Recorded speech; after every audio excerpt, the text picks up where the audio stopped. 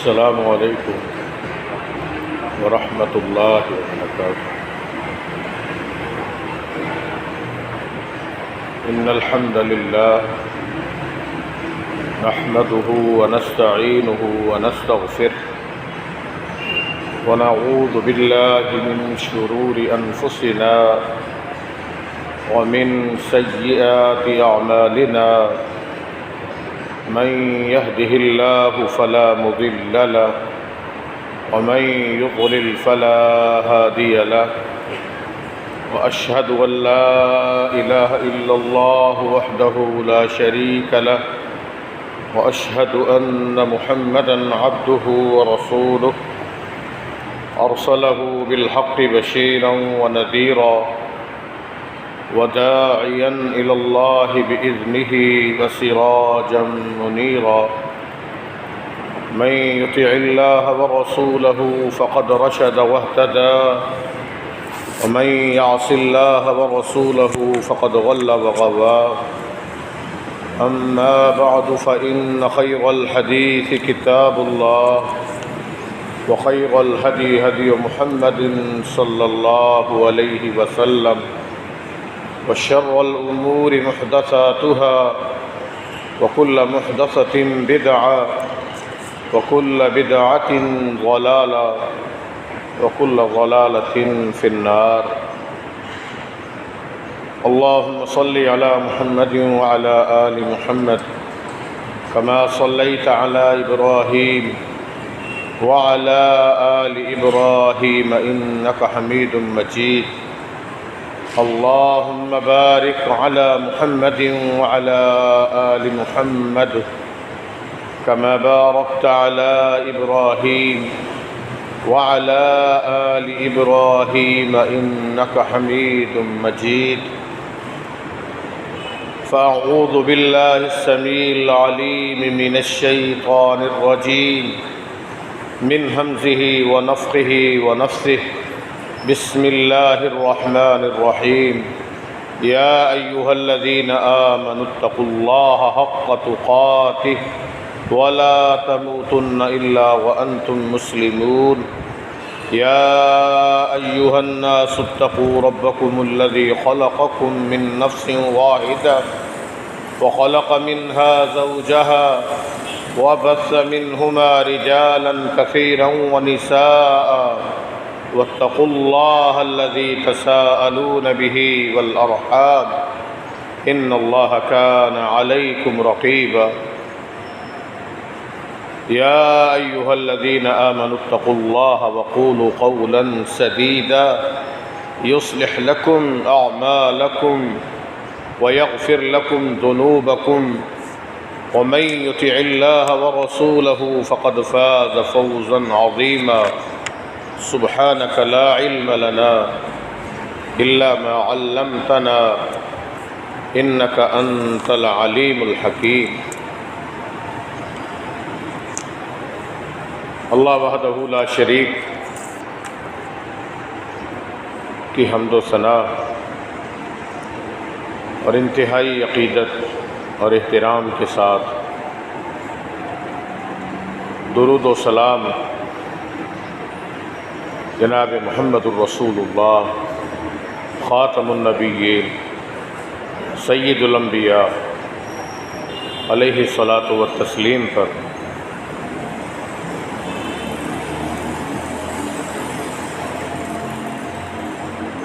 اللہ کے حبیب صلی اللہ علیہ وسلم سے ایک شخص یہ سوال کرتا ہے کہ میں جب دعا کرنے لگوں اور آپ پر درود پڑھوں صلی اللہ علیہ وسلم، اپنی دعا کا 1/4 حصہ اگر میں صرف آپ پر درود پڑھتا رہوں، یعنی اتنا طویل وقت آپ پر درود پڑھوں، تو یہ کیسا رہے گا؟ نبی علیہ السلام نے فرمایا تمہارے لیے بہت بہتر ہے، اور اگر تم اس سے بھی زیادہ کرو تو اور زیادہ اچھا. پھر انہوں نے کہا 1/3 1/3 میں بات کو مختصر کرتا ہوں، پھر نصف، اور پھر بالآخر صحابی نے کہا کہ 2 دعائیں میں مانگنا چاہتا ہوں وہ نہ مانگوں، وہ میرے دل میں ہی رہ گئے، اور میں وہ سارا وقت دعاؤں کا صرف اور صرف نبی پاک صلی اللہ علیہ وسلم پر درود پڑھنے میں صرف کروں، پھر یہ کیسا رہے، اس کا کیا فائدہ ہو؟ تو اللہ کے حبیب صلی اللہ علیہ وسلم نے ارشاد فرمایا اذن تکفی ہمک و تغفر لک ذنبک، اس کے 2 بڑے فائدے پہنچیں گے، تیرے جو بھی غم ہیں، پریشانیاں ہیں، ہم ہیں، وہ ان کے لیے یہ درود کافی ہو جائے، یعنی سارے غم مٹ جائیں گے، سارے دکھ دور ہو جائیں گے، ساری تکلیفیں ختم ہو جائیں گی کثرت سے رسول اللہ صلی اللہ علیہ وسلم پر درود پاک پڑھنے سے۔ دوسرا فائدہ وَيُغْفَرْ لَكَ ذَنبُكَ، فرمایا کہ تیرے سارے کے سارے گناہ معاف کر دیے۔ اللہ کے حبیب صلی اللہ علیہ وسلم ایسی مبارک مقدس عظیم ہستی، اور ان پر ایمان لانا، ان سے محبت کرنا، اور کثرت سے نبی پاک صلی اللہ علیہ وسلم پر درود پڑھنا، یہ ہمارے سارے غموں کا علاج، ساری پریشانیوں کا حل ہے۔ میں آج رزق کے بارے میں چند باتیں عرض کرنا چاہتا تھا۔ رزق کی ضرورت انسان کو کیوں ہوتی ہے؟ مال و دولت کی، تاکہ وہ زندگی سکون سے، سہولت سے گزار سکے، اور اسے پریشانیاں لاحق نہ ہوں، غم نہ آئے، ٹینشنیں نہ آئیں۔ تو جتنے ہم ہیں، غم ہیں، پریشانیاں ہیں، مصائب ہیں، یہ سارے کے سارے دور ہو رہے ہیں ہمارے اس عمل سے۔ اور عمل کیا ہے کہ ہم صدق کے دل سے اور محبت سے اور کثرت سے درود پڑھیں جناب محمد الرسول اللہ صلی اللہ علیہ وسلم پر۔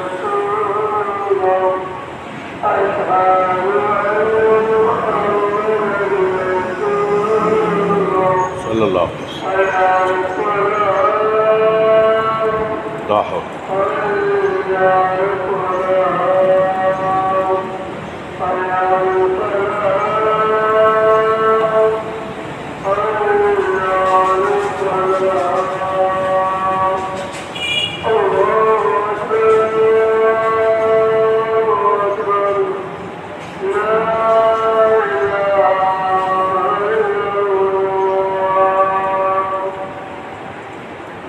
درود پاک حصول رزق کا ذریعہ ہے۔ اللہ تعالیٰ ہمیں کثرت سے نبی پاک صلی اللہ علیہ وسلم پر درود پڑھنے کی توفیق عطا فرمائے۔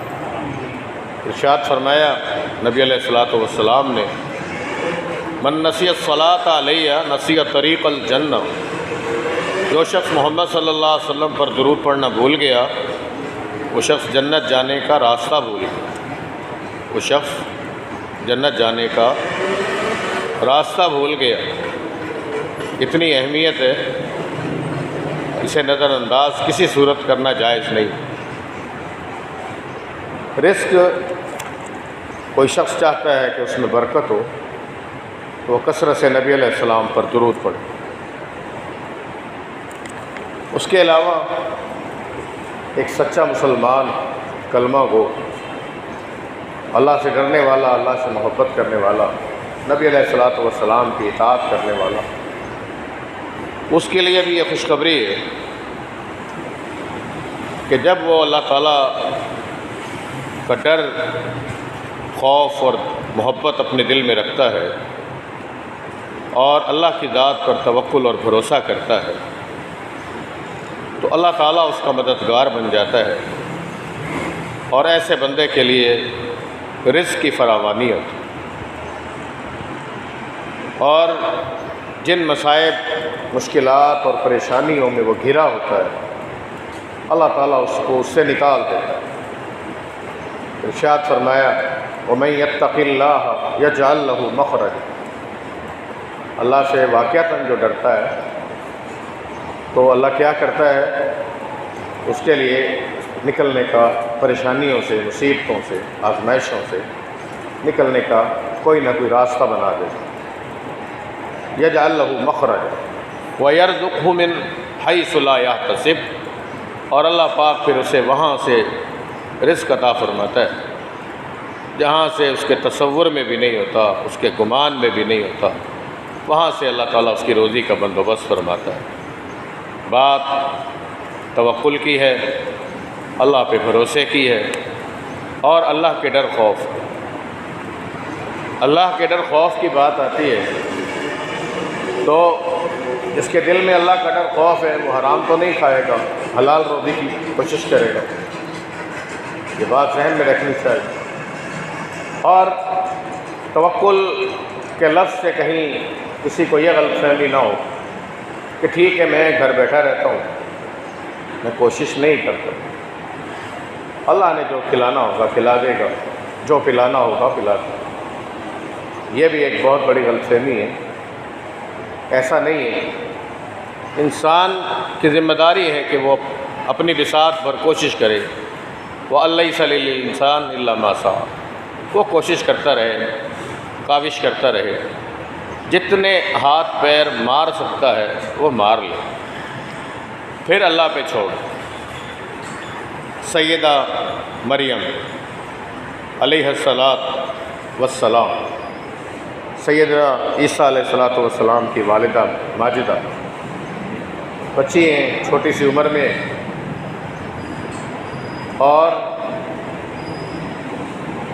والدہ نے ان کی والدہ نے ان کو وقف کر دیا ہے اللہ کے دین کے لیے، اللہ کے کاموں کے لیے، اللہ کی رضا کے لیے۔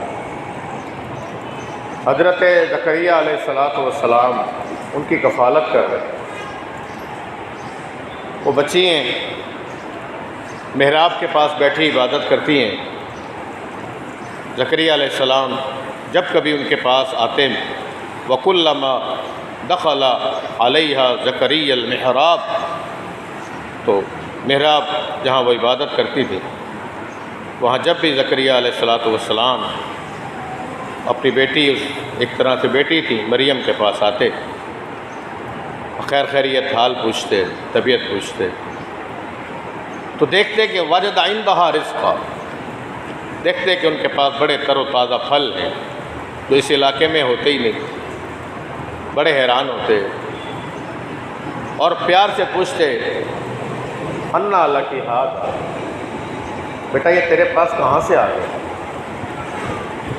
کون لا کے دیا، کس نے لا کے دیا؟ چھوٹی بچی کو اللہ نے چن لیا تھا، عقیدہ دیکھو، ایمان دیکھو، اللہ سے تعلق دیکھو اس معصوم بچی کا، کہتی قالت ہوا من عند اللہ، یہ اللہ کی طرف سے آئے، اللہ نے بھیجے میرے، اللہ کیسے کیسے روزی کا بندوبست فرماتا ہے، کس کس طرح سے اللہ تعالیٰ عطا فرماتا ہے۔ اسی بات کو ہم اور آگے لے جاتے ہیں تھوڑا سا، یہی مریم بڑی ہو جاتی ہیں، جوان ہو جاتی ہیں، اولاد کے لائق ہو جاتی ہیں، شادی نہیں ہوئی ہے، اللہ کا یہ فیصلہ ہوتا ہے کہ میں نے مریم کو بغیر شوہر کی اولاد دے دی، فرشتہ آتا ہے، وہ خوشخبری دیتا ہے، مریم گھبرا جاتی ہیں، ڈر جاتی ہیں، ہاں وَلَمْ يَمْسَسْنِي بَشَرٌ وَلَمْ أَكُ بَغِيًّا، مجھے تو کبھی کسی شخص نے چھوا نہیں،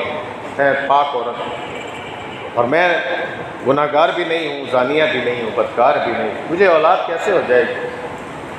ہاں تو فرشتہ یہ جواب دیتا ہے اللہ تیرے حکم نے اسی طرح حکم دیا ہے، اور اللہ کے لیے یہ بہت آسان ہے۔ خیر وہ حمل سے ہوتی ہیں، انہیں حکم ہوتا ہے کہ کھجور کے درخت کے نیچے جا کے بیٹھ جائیں اور یہیں حمل کے ایام گزاریں۔ یہاں پھر غور کرو، اللہ رب العالمین اکیلی ہیں، اکیلی ہیں، پریشان حال بھی ہیں، ایک ذہنی اذیت میں مبتلا ہے کہ لوگوں کو کیسے مطمئن کروں گی، کیسے سمجھاؤں گی کہ میں عورت بھی نیک ہوں، پاک ہوں، اور میرے پیٹ میں جو ہے اس میں میرا کوئی گناہ نہیں۔ ہاں، ما کان ابوک امرأ سوء وما کانت امک بغیہ، نہ میری ماں بری، نہ میرا باپ برا، نہ میں بری۔ سمجھ آ رہی بات؟ تو یہ ایک ذہنی اپسیٹ ہے، ٹینشن ہے، اوپر سے کھانے پینے کا انتظام، یہ بھی سوچنے کی بات ہے۔ تو اللہ رب العالمین نے انتظام کیا۔ کیا انتظام کیا؟ فرمایا مریم وَهُزِّي إِلَيْكِ بِجِذْعِ النَّخْلَةِ تُسَاقِطْ عَلَيْكِ رُطَبًا جَنِيًّا، یہ جو ٹہنی ہے نا، کھجور درخت جس کے سائے میں ہو، تو اس کو نا، اس کی ٹہنی کو پکڑ کے کھینچو اپنی طرف، اور یہ تم پر تر و تازہ کھجوریں گرائے گا۔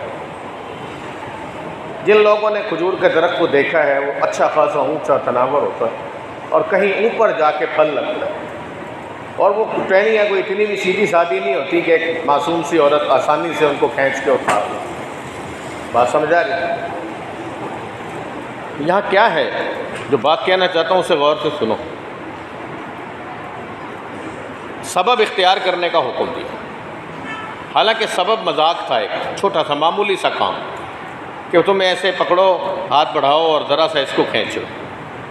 ایک تناور بندہ بھی وہ سیدھے درخت کو جھکا نہیں سکتا کھجور کے، اور اس کی بڑی بڑی مضبوط ٹہنیاں ہوتی ہیں، طاقت لگا کے بھی اس کو نیچے کرنا مذاق نہیں ہے، ممکن نہیں ہے۔ لیکن اللہ تعالیٰ نے سبب کو اختیار کرنے کا حکم دیا۔ گھر نہیں بیٹھنا، تم نے پوری کوشش کرنی، جو کر سکتے ہو کرو، صبح نکلو، شام کو آؤ، ہاتھ بڑھاؤ، بسم اللہ کرو، کوشش کرو، ہاتھ پہ ہاتھ دھر رکھ کے نہیں بیٹھنا گھر میں، اور یہ نہیں بولنا یار نہ لوگ خیال کرتے ہیں نہ اللہ دیتا ہے۔ اپنی طرف سے زور لگاؤ، حلال روزی کے لیے محنت کرو، کوشش کرو، مشقت کرو، پھر اس میں برکت اللہ ڈال دے گا۔ وہ ناممکن جو تجھے نظر آ رہا ہے اللہ کے لیے ناممکن نہیں ہے، وہ اللہ اسے ممکن بنا دے گا، اور وہ آسانی سے کھجوریں جھکیں گی بھی، کھجوریں گریں گی بھی، اور تمہیں ملیں گی بھی، اور اللہ ان میں ایسی طاقت رکھے گا کہ تمہارے پورے یہ اتنے ایام حمل کے وہ خیر خیریت سے گزر۔ پھر اللہ تعالیٰ نے ان کے لیے وہیں پہ ایک چشمہ بھی پیدا فرما دیا، وہیں سے وہ کھاتی پیتی رہیں، اللہ نے ان کو حیاتی دی، ان کے سارے وٹامنس پورے بھی ہو گئے، سارے مسئلے حل ہو گئے۔ یہاں آج کل لوٹ مار کرنے والی ڈاکٹرنیاں دے دے کے عجیب و غریب گولیاں پورا سال عورتوں کا ستیہ ناش مار دیتی ہیں، غریبوں کو لوٹتی ہیں۔ یہ ان کے لیے بھی ایک ہے کہ اگر ان کے لیے ممکن ہو اچھی صاف ستھری کھجوریں اگر وہ اس دوران کھاتی رہیں تو انشاءاللہ تعالیٰ ان کے لیے بہت مفید ہے۔ یہ ایک اضافی بات یہ کر رہے ہیں کہ اللہ پر توکل کرے، اللہ آسانیاں کر دیتا ہے، اللہ تعالیٰ راستے بنا دیتا ہے، لیکن آپ نے کوشش کرنی، آپ نے اپنی طرف سے جو ممکن ہے وہ کرنا ہے، پھر انجام اللہ پہ چھوڑ دینا ہے۔ اللہ اس کو بڑھائے، اللہ اس میں برکت دے، ہاں اللہ اسے تیزی سے ترقی دے، یہ معاملات اللہ پر چھوڑ دے۔ برکتیں اللہ نے پیدا کر دی، میں نے آپ نے نہیں، خیر دی۔ تو اللہ پہ جو توکل کرتا ہے، اللہ پہ جو بھروسہ کرتا ہے، اور اللہ سے جو ڈرتے ہیں، جن کے دل میں اللہ کا ڈر خوف ہوتا ہے، اللہ ان کی غیب سے مدد فرماتا ہے، وَيَرْزُقْهُ مِنْ حَيْثُ لَا يَحْتَسِبُ، اور ان کو وہاں سے روزی روٹی عطا فرماتا ہے جہاں سے ان کا تصور بھی نہیں ہوتا، ان کے وہم و خیال میں بھی نہیں ہوتا۔ ایک اور بات، اور وہ ہے استغفار۔ استغفار کو جو شخص لازم پکڑتا ہے اور صرف زبان سے استغفر اللہ نہیں، مطلب گانے سن رہا ہے اور زبان بھی چل رہی ہے استغفر اللہ، ایسے استغفر اللہ کی ضرورت نہیں۔ یہ تو مذاق ہے نا. یہ تو کسی بھی سنجیدہ آدمی کے سامنے جا کے کہو کہ میں تم سے معافی مانگ رہا ہوں اور ساتھ ہی ایسی حرکتیں کرو جس سے ثابت ہو کہ یہ معافی نہیں مانگ رہا، مذاق کر رہا ہے، تو وہ آپ کو معاف نہیں کرے گا، وہ اور زیادہ ناراض ہو جائے گا، وہ اور زیادہ ناراض ہو جائے گا. ایسے ہی اللہ رب العالمین سے جب کوئی شخص سچے دل سے معافی مانگ رہا ہے، کوئی ندامت ہو، کوئی شرمندگی ہو، کوئی احساس ہو، ہاں کوئی اس کے اندر تبدیلی ہو اور واقعتاً اس کی زبان اور دل ساتھ دے رہے ہوں اور پھر وہ اللہ سے گناہوں کی معافی مانگ رہا ہو، استغفار کر رہا ہو، تو پھر اس کی بڑی برکت ہے. اللہ رب العالمین نے بھی فرمایا استغفروا ربکم فإنہ کان غفارا یرسل السماء علیکم مدرارا ویمددکم باموال وبنین ویجعل لکم جنات ویجعل لکم انہارا. مختصر یہ کہ تم جب استغفار کرو گے پھر اللہ کسی چیز کی کمی نہیں چھوڑے گا. جب اللہ تم سے خوش اور راضی ہو جائے گا پھر تمہیں مال و اولاد بھی دے گا. پھر یہ دروں پہ مزاروں پہ دھکے کھا کے اولادیں نہیں مانگنی، اللہ سے مانگنی، اور اللہ ہی دیتا ہے. اللہ تمہیں اولاد بھی دے گا، مال بھی دے گا، رزق بھی دے گا، دوسری پریشانیاں بھی اللہ دور کرے گا، فراوانی بھی عطا فرمائے گا، سکون زندگی میں بھی اللہ تعالیٰ لے آئے گا. شرط یہ ہے کہ تم نے پہل کرنی ہے. پہلے استغفار ہے، استغفروا ربکم انہ کان غفارا. غفار وہ ہے، غفار بعد میں ہے، استغفار پہلے. بخشش مانگو سچے دل سے، اللہ سے گناہوں کی معافی مانگتے رہو. وہ واقعی بہت بہت ہی غفور الرحیم، انتہائی بخشنے والا، مہربان، اور پھر یہ سب کچھ تمہیں عطا فرمائے. یہ اللہ کا وعدہ ہے، وہ تمہیں دے گا. مختصر ہم بات کریں تو استغفار کے بعد اگلا مرحلہ لیتے ہیں کہ اسی استغفار کے ساتھ ملا لیں آپ اس کو اللہ کا ذکر. اللہ تعالیٰ کا ذکر ہے، اور آگے چل کے شکر بھی آ جاتا ہے. پہلے ذکر کی بات لے لیں. اللہ کو یاد کرنا، اللہ کی بڑائی بیان کرنا، اللہ کا ذکر کرنا، خصوصاً اس کی تسبیحات بیان کرنا. نبی پاک صلی اللہ علیہ وسلم کا فرمان کہ سبحان اللہ و بحمدہ، یہ ایک ایسا مبارک کلمہ ہے اور اتنا عظیم کلمہ ہے، سبحان اللہ و بحمدہ.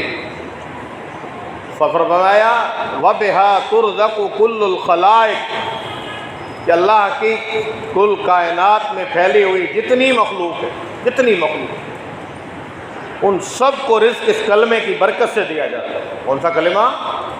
سبحان اللہ و بحمدہ. اللہ اکبر. یہ اللہ کی تسبیح ہے، اللہ کا ذکر ہے. یہ ہمیں اللہ کثرت سے کرنے کی توفیق عطا فرمائے. میں نے کچھ لوگوں کو دیکھا ہے، میں نام نہیں لیتا، بعض اوقات کوئی غلط فہمی کا شکار ہوتا ہے. ایک قوم ہے، کچھ لوگ ہیں وہ کثرت سے تسبیح کرتے ہیں. میں نے دیکھا ہے وہ جنگل میں بھی ریڑھی لگا کے کھڑے ہو جائیں، اللہ گاہک بھی بھیج دیتا ہے، ان کی روٹی روزی بھی ہو جاتی ہے، اور وہ کسی کے محتاج نہیں ہوتے، نہ کسی سے مانگنا پڑتا ہے. اور نوٹ کرتے ہیں ہم کہ کرتے کیا ہیں، ان میں کون سی ایسی خوبی ہے، کمال ہے. جیسے بلال سے نبی علیہ السلام نے پوچھا تھا نا رضی اللہ تعالیٰ عنہ کہ میں جنت کی سیر پہ گیا تو میں نے دیکھا وہاں تیرے قدموں کی آواز، چلنے کے قدموں کی آواز آ رہی تھی، تیری جوتیوں کی آہٹ کی آواز. بلال کون سا ایسا عمل کرتے ہو؟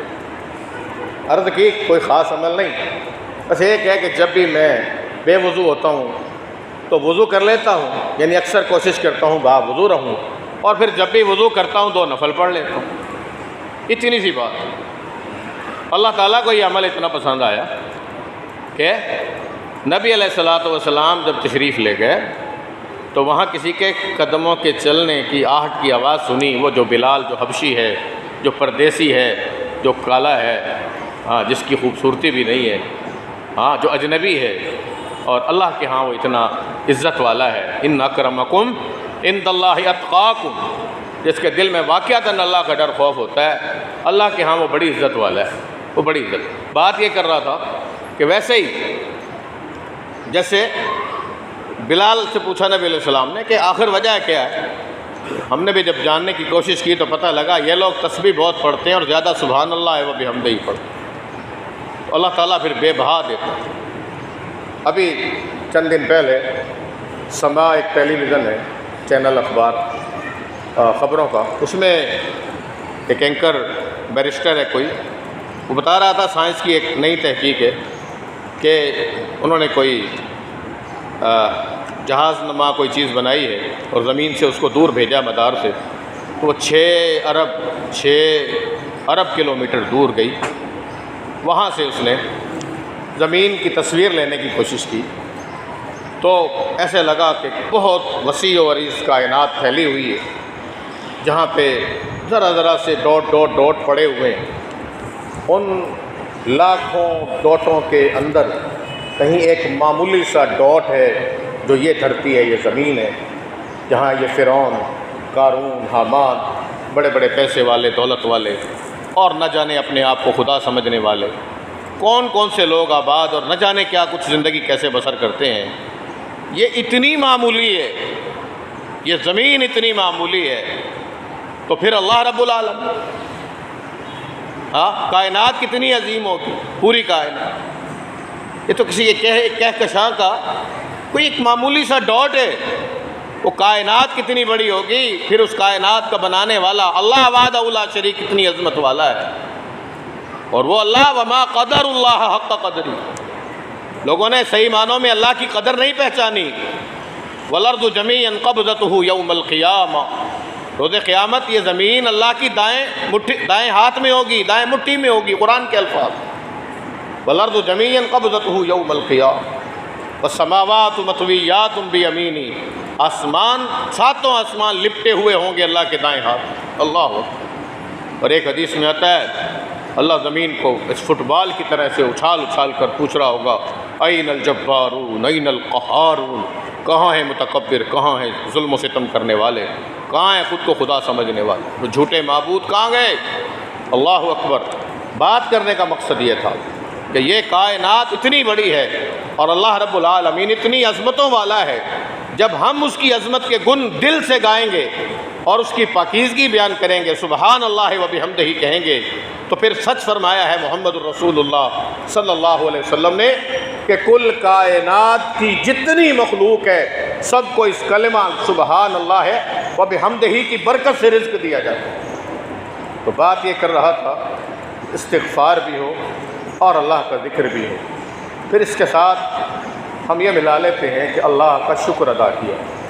سمپل سی بات ہے، لئن شکرتم لا ازیدنکم ولئن کفرتم ان عذابی لشدید۔ اگر اللہ کا شکر ادا کرو گے تو اللہ کا وعدہ ہے کہ اللہ اور زیادہ بڑھا چڑھا کر عطا فرمائے، اور اگر کفر کرو گے، ناشکری کرو گے، تو پھر اللہ کا عذاب بڑا سخت۔ اس میں یہ سمجھایا گیا ہے کہ اللہ سے دین بھی اور چاہیے، دنیا بھی اور چاہیے، اللہ کے شکر گزار بنو، واشکرونی ولا تکفروا، اللہ کے شکر گزار بنو، کفر نہ کرو، ناشکری نہ کرو۔ ناشکری والے راستے پر جب کوئی چلتا ہے تو اللہ ناراض ہوتا ہے اور زندگی اس کے لیے عجیباً اور تنگ ہو جاتی ہے۔ اس شہر کراچی کی مثال قرآن کی ایک آیت ہے، ضرب اللہ مثلا قریۃ کانت آمنۃ مطمئنہ یاتیہا رزقہا رغدا من کل مکان فکفرت بانعم اللہ فاذاقہا اللہ لباس الجوع والخوف۔ اللہ فرماتا ہے ایک بستی ہے، اللہ ایک بستی کی مثال بیان فرماتا ہے کانت آمنۃ مطمئنہ، بڑا امن سکون تھا، راحت سی، چین تھی، لوگ فٹ پاتھوں پہ سو رہے ہیں، خوش ہیں، مزے میں ہیں، روٹی روزی کا بھی اللہ بندوبست کر دیتا ہے، کوئی غریب بھوکا نہیں سوتا، بس مزے سے جی رہے ہیں۔ پھر کیا ہوا؟ فکفرت بانعم اللہ، اللہ کے انعامات کی ناشکری شروع کر دی۔ پھر کیا ہوا؟ فکفرت بانعم اللہ فاذاقہا اللہ لباس الجوع والخوف، اللہ نے دو چیزیں مسلط کر دی، ایک خوف اور ایک بھوک، ایک قحط سالی اور ایک بھوک۔ ہم نے پچھلے 30-40 سال کیسے گزارے ہیں سب کو پتہ ہے، اور آج کراچی نہیں آئی تو پورے پاکستان کا یہ حال ہو رہا ہے۔ اللہ معاف کرتا ہے، اللہ ہمارے حالتوں پہ رحم فرما دے۔ تو ہم شکر گزاری کی طرف نہیں آئے، نہ اللہ کے ذکر کی طرف آتے۔ فرمایا اقیم الصلاۃ لذکری، نماز پڑھو میری یاد کے لیے، میرے ذکر کے لیے۔ اور نماز پڑھنی ہے اللہ کا شکر ادا کرنے کے لیے، اللہ کا ذکر کرنے کے لیے۔ تو اب کاروبار کے نام پہ، نوکریوں کے نام پہ ہم نماز چھوڑتے ہیں۔ فرمایا رجال لا تلہیہم تجارت ولا بیع عن ذکر اللہ و اقام الصلاۃ۔ اللہ کے جو نیک بندے ہوتے ہیں انہیں یہ خرید و فروخت، تجارت اور یہ سودا، یہ بیچنا لینا دینا خریدنا، یہ منڈیاں، یہ بازار، یہ دکانیں، یہ کاروبار، لا تلہی، ان کو غافل نہیں کرتی، کس سے؟ اللہ کی یاد سے، اللہ کے ذکر سے، اس غافل نہیں کرتی، غافل نہیں ہونے دیتی، اور نہ ہی نماز کی ادائیگی سے غافل ہونے دیتی۔ تو بندہ جب مانتا ہے رزاق اللہ ہے، میں نہیں ہے، نہ دنیا ہے نہ لوگ ہیں، اگر اس کا عقیدہ صحیح ہے اور کہتا ہے ان اللہ هو الرزاق ذو القوۃ المتین، سب سے اللہ ہی سب کو رزق دینے والا ہے اور بڑی قوت والا ہے، بڑا مضبوط ہے، کہتا ہے وما من دابۃ فی الارض الا علی اللہ رزقها، قرآن کی آیت ہے کہ روئے زمین پر جو بھی جاندار ہے اس کی رزق کی ذمہ داری اللہ کی ہے، وہ مانتا ہے، اس کا عقیدہ ہے، ایمان ہے، قرآن ہے، یہ مانتا ہے، اور کہتا ہے ان اللہ یرزق من یشاء بغیر حساب، اللہ جسے چاہے بغیر حساب کے دیتا ہے، اور وہ مانتا ہے یبسط الرزق لمن یشاء ویقدر، اللہ جس کا رزق چاہتا ہے کشادہ کر دیتا ہے، جس کا رزق چاہتا ہے اللہ تنگ کر دیتا ہے، وہ اس بات کو مانتا ہے، اور اس بات کو بھی مانتا ہے کہ نبی علیہ السلام کا فرمان ہے بندہ پیدا نہیں ہوا اور اس ماں کے پیٹ میں ہے، 4 مہینے کا ہوا ہے، فرشتہ آتا ہے اور اس میں روح ڈالنے سے پہلے اللہ سے مخاطب ہو کے 4 باتوں کا پوچھتا ہے، یا اللہ اس کی اجل کتنی ہے، اس کی عمر کتنی ہے، اس نے مرنا کب ہے، اس کا رزق کتنا ہے، اس کا رزق کتنا ہے، اس نے مرنا کب اور کہاں ہے، اللہ اکبر، اور کب تک جیے گا، اور آخری بات شقی ہوگا یا بدبخت ہوگا، نیک ہوگا یا برا ہوگا، اللہ سے پوچھ کے لکھ کے پھر اس میں روح ڈالی جاتی ہے، روح ڈالی جاتی ہے، روح ڈالی جاتی ہے، جانتا ہے کہ اللہ کے ہاتھ میں میرے پیدا ہونے سے پہلے رزق کے بندوبست ہو چکے ہیں۔ رسول اللہ صلی اللہ علیہ وسلم نے فرمایا لو انکم تتوکلون علی اللہ لرزقکم کما یرزق الطیر، اگر تم اللہ پہ ایسے توکل کرو جیسا کہ پرندے اللہ کی ذات پر توکل کرتے ہیں تو اللہ تمہیں اس طرح رزق دے گا جس طرح وہ پرندوں کو رزق عطا فرماتا ہے۔ تغدو خماسا وتروح بطانا، صبح خالی پیٹ نکلتے ہیں، کوئی چھپا کے نہیں رکھتے، کوئی بیلنس میں نہیں رکھتے، اور شام کو جب لوٹتے ہیں تو وتروح بطانا، پیٹ بھرے ہوتے ہیں، اور اللہ کی تسبیح بیان کرتے ہوئے آتے ہیں، صبح تسبیح بیان کرتے اللہ کی جاتے ہیں، اللہ کی تسبیح بیان کرتے ہیں نا، میں نہیں کہہ رہا یسبح لہ ما فی السماوات و ما فی الارض، کائنات کی ہر چیز اللہ کی تسبیح بیان کرتی، ہر چیز اللہ کی تسبیح بیان کرتی، یہ پرندے بھی کرتے ہیں، تسبیح بیان کرتے جاتے ہیں، تسبیح بیان کرتے آتے ہیں، بھوکے پیٹ جاتے ہیں، اللہ ان کو کھلا دیتا ہے، اگلے دن کے لیے اٹھا کے کسی شاپر میں ڈال کے لاتے بھی نہیں ہیں، کیونکہ اللہ کی ذات پہ توکل اتنا ہے، اور یہ توکل اگر بندہ ویسے اللہ کے اوپر کرے تو اسے بھی نہ فراڈ کی ضرورت ہے، نہ چھپانے کی ضرورت ہے، نہ بے ایمانی کی ضرورت ہے، نہ دغے کی ضرورت ہے، اللہ تعالیٰ اس کی ضرورتیں پوری کرتا چلا جاتا ہے۔ بات ہے کبھی کبھی اللہ آزماتا بھی، اور جب آزماتا ہے تو ہم کہتے ہیں لو ہم تو اللہ پہ توکل کر کے پھنس گئے، نہیں، یہ بھی تو ہے کہ اللہ تعالیٰ نے آزمانا ہے۔ سب سے زیادہ حبیب کون ہے اللہ کے لیے؟ محبوب کون ہے؟ سب سے زیادہ محبت کس سے ہے اللہ تعالیٰ؟ محمد الرسول اللہ صلی اللہ علیہ وسلم۔ جب نبی علیہ السلام کے پیٹ پر اللہ تعالیٰ نے پتھر باندھ دیے ہیں بھوک سے، اتنے نڈال ہیں کہ پیٹ پر پتھر باندھے ہوئے، اللہ آزمائش میں بھی ڈالتا ہے، اللہ بندے کو چیک بھی کرتا ہے کہ خوشی خوشی میں تو یہ بڑا ساتھ تھا میرے، تھوڑا حالات بدلو، اس بندے کو چیک کرو، اب دیکھو یہ کیا کر رہا ہے، بندہ اللہ تعالیٰ چیک کرنا چاہتا ہے۔ افحسبتم انما خلقناکم عبثا وانکم الینا لا ترجعون، اللہ نے بے مقصد نہیں پیدا کیا، اللہ کے پاس واپس جانا ہے، اپنے اعمال کا حساب دینا ہے۔ اور اللہ نے ایک جگہ فرمایا کیا تم یہ سمجھ بیٹھے ہو کہ ان تدخلوا الجنۃ ولما یاتکم مثل الذین خلوا من قبلکم مستهم الباساء والضراء وزلزلوا حتى يقول الرسول والذین آمنوا معه متى نصر اللہ الا ان نصر اللہ قریب۔ اللہ آزماتا ہے نا جب، تو بڑے بڑے ایمان والے سوچ بچار میں مبتلا ہو جاتے ہیں، یار اللہ کی مدد کب آئے گی، کب آئے گی اللہ کی مدد، مایوسی کے قریب ہوتے ہیں، اور پھر اللہ ان پر رحم کرتا ہے اور اللہ تعالیٰ آسانیاں کر دیتا ہے اور اللہ تعالیٰ کی مدد آ جاتی ہے، اللہ کی مدد آ جاتی ہے۔ تو اللہ تعالیٰ آزمایا بھی کرتا ہے، تنگی دے کر بھی، کبھی خوشی دے کر بھی، کبھی چھین کر، ہاں کبھی لے کر، وَلَنَبْلُوَنَّكُمْ بِشَيْءٍ مِّنَ الْخَوْفِ وَالْجُوعِ وَنَقْصٍ مِّنَ الْأَمْوَالِ وَالْأَنفُسِ وَالثَّمَرَاتِ وَبَشِّرِ الصَّابِرِينَ۔ اللہ کہتا ہے ہم تمہیں آزمائیں گے، کبھی کوئی فوتگی ہے، کوئی دکھ ہے، کوئی تکلیف ہے، کوئی جل گیا، کوئی مر گیا، کوئی نقصان ہو گیا، کوئی حادثہ ہو گیا، ہاں کوئی کاروباری معاملہ ہو گیا، کوئی نوکری چھوٹ گئی، روٹی روزی ہو، کوئی طلاق ہو گئی، 100 معاملات ہیں۔ اللہ تعالیٰ آزماتا ہے، اللہ آزمائش کرتا ہے اپنے بندوں، اور ہم دارالامتحان میں ہیں۔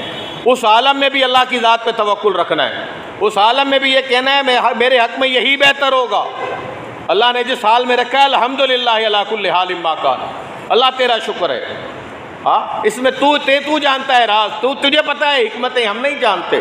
ہم تو وقتی فائدہ دیکھتے ہیں، سامنے کا فائدہ دیکھتے ہیں، ہمیں تو بعد میں پتہ لگتا ہے کہ اچھا ہوا میں اس جہاز میں نہیں بیٹھا، یہ سارے کے سارے مر گئے، ورنہ میں بھی مر جاتا اگر میں بیٹھ جاتا، اور میری سیٹ جو کینسل ہوئی تھی وہ میرے لیے خیر کا باعث بن گئی۔ یہ بعد میں ہمیں پتہ لگتا ہے، شروع میں تو ہم سمجھ رہے ہوتے ہیں کہ ہمارا نقصان ہو گیا، ہاں اور چھوٹا نقصان دے کے اللہ بڑے نقصان سے بچاتا ہے۔ اور خضر علیہ السلام نے موسیٰ علیہ السلام کے ساتھ ایک کشتی میں بیٹھے تھے نا، وہ کشتی کے پھٹے 2-3 توڑ دیے۔ موسیٰ علیہ السلام حیران کہ بھائی انہوں نے نیکی کی، کرایہ بھی نہیں لیا، آپ کو بزرگ سمجھا، ہاں عزت دی، اپنی کشتی پہ سوار کیا، آپ کو دوسرے کنارے لے گئے، اس خیر خواہی کا جواب کیا دے رہے ہو؟ ان بیچاروں کے پھٹے توڑ دیے 2-3 کشتی کے، وہ کیا کریں گے؟ وہ بے روزگار رہیں گے 2-4 دن، نقصان ہے نا۔ حکمتیں اللہ ہی جانتا ہے۔ خضر نے کیا جواب دیا تھا؟ اس نے کہا بات یہ ہے کہ پیچھے ایک بادشاہ آ رہا تھا، وہ جو بھی اچھی کشتی دیکھتا تھا وہ چھین لیتا تھا، وہ ظالم تھا۔ میں نے کہا یہ غریب لوگ ہیں، ان کا دھندا چل رہا ہے، تھوڑا سا نقصان ہوگا، بڑے نقصان سے بچ جائیں گے۔ اللہ ہی جانے کون سے راز ہیں، اللہ ہی جانے کون سی حکمتیں ہیں، بندے کو نہیں سمجھ آتی ہیں۔ مختصر یہ کہ اللہ کی ذات پر پکا ایمان ہو، پختہ ایمان ہو، اللہ پر توکل ہو، بھروسہ ہو۔ بات میں کر رہا تھا کہ استغفار اس کی بڑی برکات ہے، پھر اللہ کا ذکر ہے، پھر اللہ تعالیٰ کا شکر ہے، اور پھر اللہ کے راستے میں اللہ نے جو دیا ہے وَمِمَّا رَزَقْنَاهُمْ يُنْفِقُونَ، اللہ کے راستے میں بندہ اس میں سے خرچ کرے۔ ایک مشہور حدیث ہے، اکثر علماء بیان کرتے ہیں، آپ کے علم میں بھی ہے، کہ ایک شخص نے بادلوں سے آواز سنی، بادلوں سے ان کو حکم دیا جا رہا تھا کہ تم فلاں فلاں جگہ جاؤ، فلاں بندے، باپ کا نام لیا، بیٹے کا نام لیا، فلاں بن فلاں کے باغ کو جا کے تم نے سیراب کرنا ہے۔ بادلوں کو حکم ہے، صحیح حدیث ہے، تسلی سے سنو، واقعہ نہیں ہے، کہانی نہیں۔ بندہ حیران یہ کیا ہے؟ خیر وہ بندہ کہتا ہے بادل کس طرف جاتے ہیں؟ وہ آہستہ آہستہ چلنے لگے بادل، یہ بھی کوشش کر کے چلتا رہا۔ یہ جب وہاں پہنچا جس طرف بادل گئے تھے تو دیکھا پہاڑوں کے درمیان کوئی وادی سی ہے، وہاں پہ برس رہے ہیں، پریشان، نہ یہاں باغ ہے، نہ یہاں کوئی ہریالی ہے، نہ یہاں کوئی مالک ہے، نہ کسی کی زمین ہے، میں نے تو کچھ اور سنا تھا، یہ یہاں کیوں برس رہے ہیں؟ خیر وہ برسے، پھر وہ پانی جمع ہوا، اس نے کسی نالے کی صورت اختیار کی، اور وہ چلتا پگڈنڈیوں سے ہوتا، اور یہ بھی پیچھے کہ یہ پانی جاتا کہاں ہے؟ آگے جا کے دیکھا تو ایک باغ میں ایک شخص کھڑا ہے، وہ پہلے سے کسی نما، وہ کیا ہوتی ہے جس پانی اپنی طرف موڑتے ہیں نالے سے، وہ اٹھا کے محنت کر رہا ہے، مزدوری کر رہا ہے۔ یہاں بھی دیکھو ہاتھ پہ ہاتھ دھر کے نہیں بیٹھنا کہ اللہ دے رہا ہے، کوشش کرنی ہے آپ نے۔ وہ لگا ہوا ہے اپنے کام میں، یہ گیا، اس نے جاتے ہی پوچھا بھائی تیرا نام کیا ہے؟ اس نے کہا بھائی اجنبی ہو، کون ہو، کہاں سے آئے ہو، کیوں پوچھتے ہو میرا نام؟ اس نے کہا میں وعدہ کرتا ہوں میں تمہیں بتا دوں گا وجہ، لیکن پہلے اپنا نام بتاؤ۔ اس نے کہا میرا یہ نام ہے۔ کہا باپ کا نام بتاؤ۔ اس نے کہا میرے والد کا یہ نام ہے۔ کہا واقعی قربان جاؤں، تم کون سا ایسا عمل کرتے ہو یہ بتاؤ۔ کہہ رہا واقعہ کیا ہوا؟ کہہ رہا میں نے بادلوں سے آواز سنی، یہ نبی علیہ السلام نے بیان فرمایا ہے، میں نے کہا کسی کہانی کی باتیں نہیں کر رہا، بادلوں سے آواز سنی میں نے، اس طرح کی آواز آئی کہ جاؤ اور فلاں بن فلاں کے باغ کو سیراب کرو، اللہ کا حکم ہے، اللہ اس کی روٹی روزی کا بندوبست فرما رہا۔ بات سمجھ آ رہی ہے؟ تم کیا عمل کرتے ہو یہ بتاؤ۔ کہنے لگا کچھ بھی نہیں، سیدھا سادہ ایک مزدور کسان بندہ ہوں، میں فصل اگاتا ہوں، پھل جو بھی اگتا ہے اس کے 3 حصے کر لیتا ہوں، ایک حصہ اپنے گھر بار کے خرچے کے لیے، سمپل سی بات ہے، 1/3 تہائی۔ ایک جو ہے وہ اسی میں دوبارہ بیج ڈالنا ہے، اس کا انتظام کرنا ہے، اس کے لیے رکھ لیتا ہوں، 2/3 ہو گیا۔ ایک حصہ یعنی ایک تہائی، 33% سے بھی زیادہ، یہ جو ہے میں اللہ کے راستے میں دے دوں، کہ میں صدقہ کر دیتا ہوں، اللہ کے راستے میں دے دیتا ہوں۔ یہاں لوگ 2.5% زکوٰۃ ہے اور قسم سے ساری زندگی سر دکھتا ہے ہمارا، لوگ اس کے بھی اندر بہانے تلاش کرتے رہتے ہیں کہ یہ دینی تو پڑے گی، میں اس کو قسطوں میں دے دوں، میں فلاں کو دے دوں، اس کو ایسے کر کے دے دوں، ویسے کر کے دے دوں۔ مقصد کیا ہے کہ اے بھی دینی نہ پڑے، نہ ہی جان چھوٹ جائے، کسی طریقے سے کوئی ایسا ٹیکنیکل طریقہ نکالے۔ مولوی وکیل کی طرح ہوتا ہے نا، وہ کوئی نہ کوئی راستہ نکال دیتا ہے، ایسے نہیں جی ایسے کر لو اور کام بن گیا، ٹھیک ہے، اللہ بھی خوش تو بندہ بھی خوش۔ یہ حالت زکوٰۃ کے علاوہ تو تصور ہی نہیں ہے۔ اور اگلے سال آنا جی، بندہ ابھی مر رہا ہے، وہ پریشان ہے، کسی کے گھر میں کھانا نہیں ہے، آٹا نہیں ہے، بولا جی اگلے سال زکوٰۃ بانٹوں گا، میں تو میرا ٹائم ہی نہیں ہوا ابھی۔ جب ہمارے عمل ایسے ہیں، ہماری سوچیں ایسی ہیں، پھر اللہ کی رحمتیں کیسے آتی ہیں؟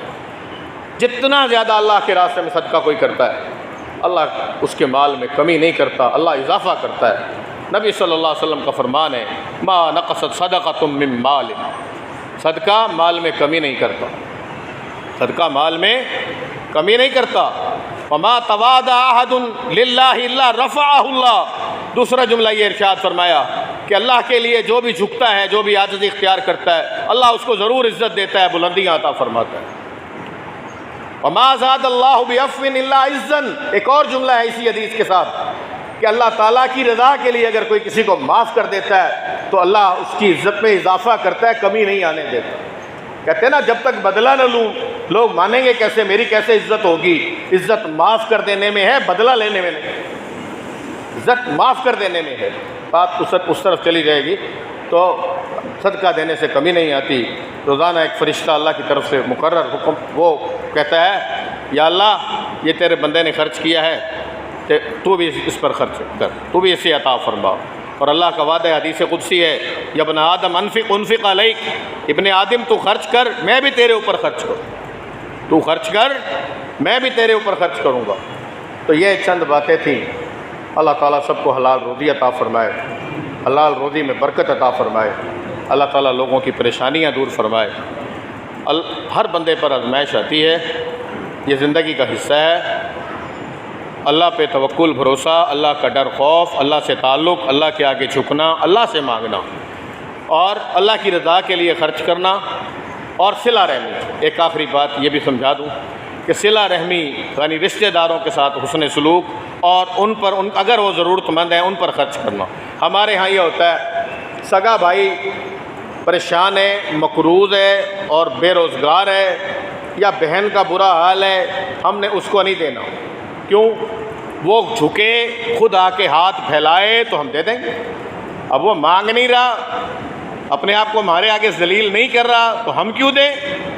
ہم پھر دوسری جگہ ڈھونڈتے پھرتے ہیں ادھر ادھر کہ یار میں نے صدقات دینی ہے، مولوی صاحب ہے کوئی زکوٰۃ کا مستحق؟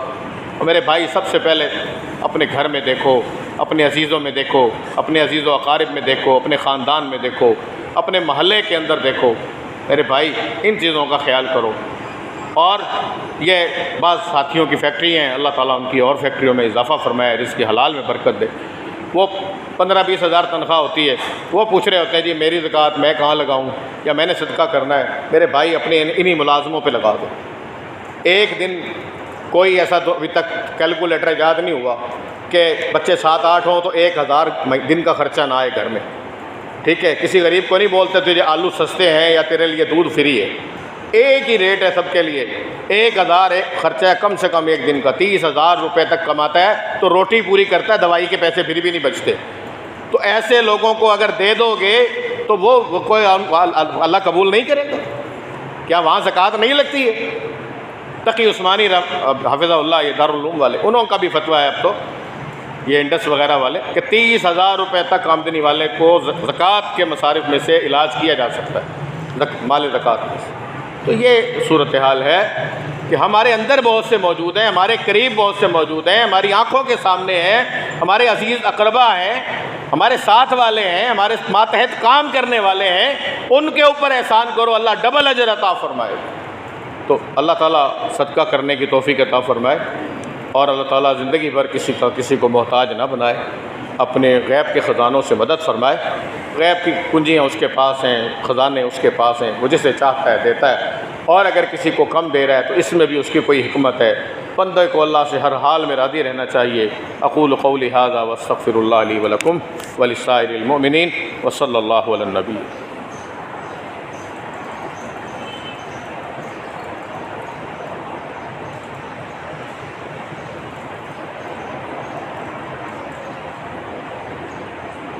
ان الحمد للہ نحمده ونستعینه ونستغفره ونعوذ باللہ من شرور انفسنا ومن سیئات اعمالنا، من يهده الله فلا مضل له ومن يضلل فلا هادي له، واشهد ان لا اله الا الله وحده لا شريك له، واشهد ان محمدا عبده ورسوله۔